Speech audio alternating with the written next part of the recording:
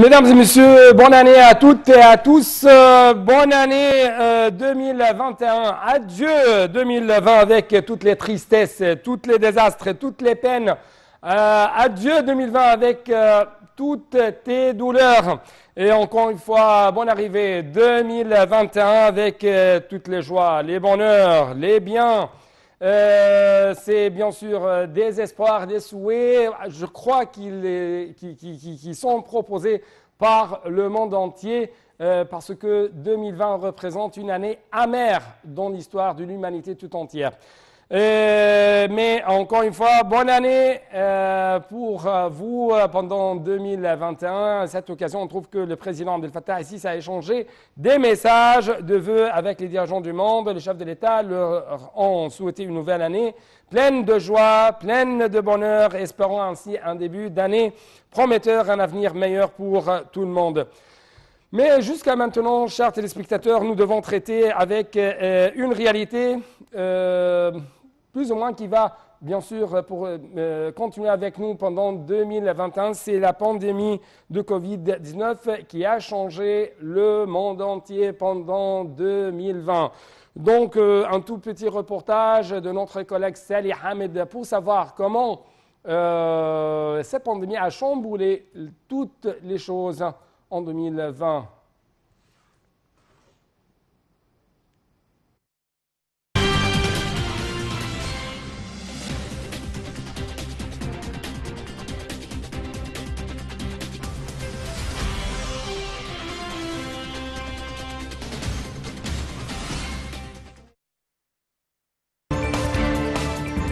L'année 2020 a été marquée par la pandémie de Covid-19, une lapalissade incontournable au moment de faire le bilan d'une année hors norme.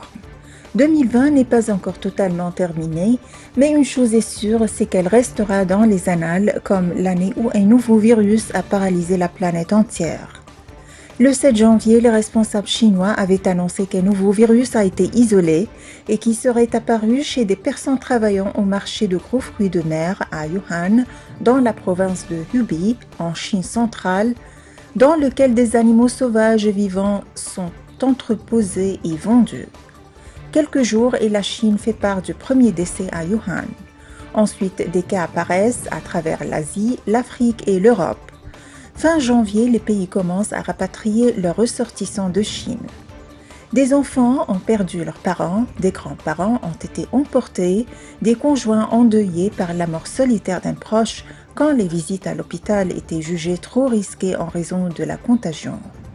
Cette expérience de la pandémie est unique dans la vie de chaque contemporain sur Terre, relève Sten Vermand, épidémiologiste spécialiste des maladies infectieuses.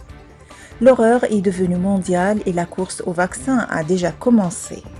La société allemande BioNTech met de côté ses recherches sur le cancer pour se concentrer sur un nouveau projet. Son nom, vitesse de l'éclair. Le 11 février, l'Organisation mondiale de la santé, l'OMS, désigne le nouveau mal appelé Covid-19. 4 jours plus tard, la France annonce le premier décès enregistré hors d'Asie. L'Europe regarde avec horreur le nord de l'Italie devenir l'épicentre de la maladie sur le continent. L'Italie, puis l'Espagne, la France et la Grande-Bretagne décrètent le confinement. L'OMS déclare le Covid-19 comme pandémie. Les frontières des États-Unis déjà fermées à la Chine se ferment dans la plupart des pays d'Europe. Pour la première fois en temps de paix, les Jeux olympiques d'été sont ajournés. Le Covid-19 n'est pas de loin la pandémie la plus mortelle de l'histoire. Mi-avril, 3,9 milliards de personnes, la moitié de l'humanité, vivent une forme ou une autre de confinement. De Paris à New York, de Delhi à Lagos et de Londres à Buenos Aires, le silence irréel des rues désertées n'est troublé que par les sirènes des ambulances qui rappellent que la mort rôde. Depuis des décennies, les scientifiques mettaient en garde contre le risque d'une pandémie mondiale sans être entendus. Désormais, même les pays les plus riches sont perdus face à l'ennemi invisible. Les entreprises ferment, les écoles et les universités aussi. Les rencontres sportives sont annulées. Le trafic aérien civil est pratiquement suspendu, vivant la pire crise de son histoire.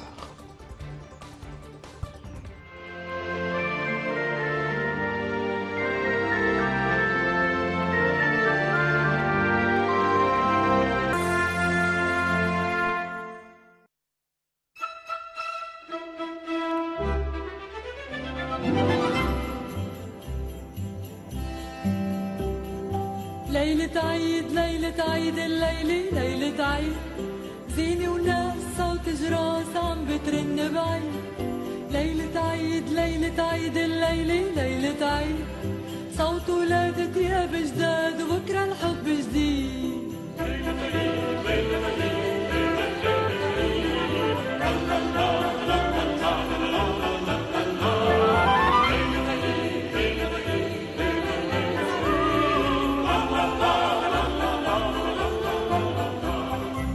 يتلاقوا الأصحاب لهدية خلف الباب في شجرة بالدار ويدوروا نادي صغار والشجرة صارت عيد والعيد سوارة بإيد والإيد تعلق عالشجرة غنية وعناقيد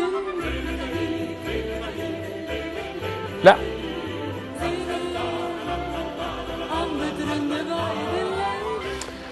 Encore une fois, bonne année à toutes et à tous. Il s'avère que la planète commence aujourd'hui à tourner. La page de l'année 2020 marquée par la pandémie de coronavirus qui contraint des milliards de personnes à célébrer dans l'intimité chez eux pendant le passage, bien sûr, au Nouvel An.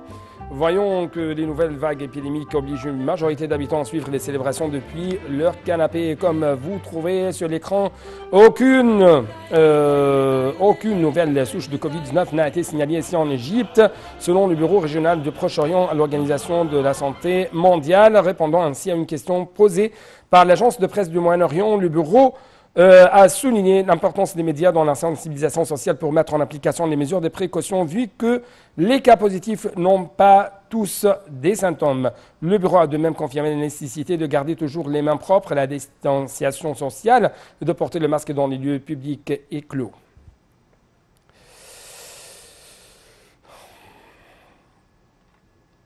Donc très rapidement, on va jeter un coup d'œil sur un événement qui a marqué bien sûr la fin de 2020. Il s'agit de l'élection présidentielle américaine. Bien sûr, Joe Biden va changer le monde. Comment? Parce que ce sont en fait l'une des questions qu'on va poser après ce petit reportage. L'élection présidentielle américaine marque l'année 2020. Elle a eu lieu le 3 novembre afin d'élire au scrutin indirect le président des États-Unis. Les électeurs élisent les grands électeurs qui à leur tour ont élu les prochains présidents et vice-présidents des États-Unis le 14 décembre 2020.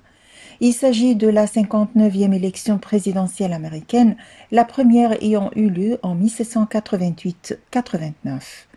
Le président Donald Trump est candidat à un second mandat. Le candidat du Parti démocrate désigné pour lui faire face est Joe Biden, vice-président de 2009 à 2017. À respectivement 77 et 74 ans, Biden et Trump sont les deux plus vieux candidats démocrates et républicains à la présidence dans l'histoire américaine. Les colistiers de Trump et de Biden sont respectivement Mike Pence, vice-président sortant, et Kamala Harris. L'élection présidentielle américaine coïncide avec les élections sénatoriales et les législatives au niveau fédéral, ainsi qu'avec de nombreux scrutins, dont une centaine de référendums, les élections de 95 législatures et celles de 13 gouverneurs dans 44 États et 6 territoires. L'élection présidentielle américaine est marquée par la pandémie de Covid-19, qui a des conséquences néfastes sur l'économie du pays et conduit à un nombre limité de rassemblements politiques, ainsi qu'à l'hospitalisation de Donald Trump touché par le virus à un mois du scrutin. Le nombre de votes par correspondance explose, ce qui conduit le président sortant à dénoncer un risque massif de fraude sans apporter la moindre preuve d'une fraude organisée à grande échelle. Le 7 novembre 2020, les principaux médias américains annoncent la victoire de Joe Biden qui, après dépouillement, remporte 306 grands électeurs contre 232 pour Trump pour devenir président élu des États-Unis. Donald Trump qualifie les résultats de frauduleux, jette auprès de ses électeurs le doute sur l'intégrité de cette élection et lance des recours juridiques dans tous les États où le résultat a été serré en faveur de son adversaire. La quasi-totalité des recours sont rejetés dans les semaines qui suivent. Le 23 novembre, le processus de transition présidentielle est lancé par l'administration Trump, alors que celui-ci persiste à affirmer qu'il a gagné, son camp continuant à porter des accusations sur le résultat de cette élection et toujours sans apporter des preuves, ce qui fait que les tribunaux rejettent le recours au niveau des États comme au niveau fédéral, y compris la Cour suprême des États-Unis. À la date du 8 décembre, tous les États américains ont certifié les votes, répartissant les 538 grands électeurs. Le 14 décembre, le collège électoral élit Joe Biden 46e président.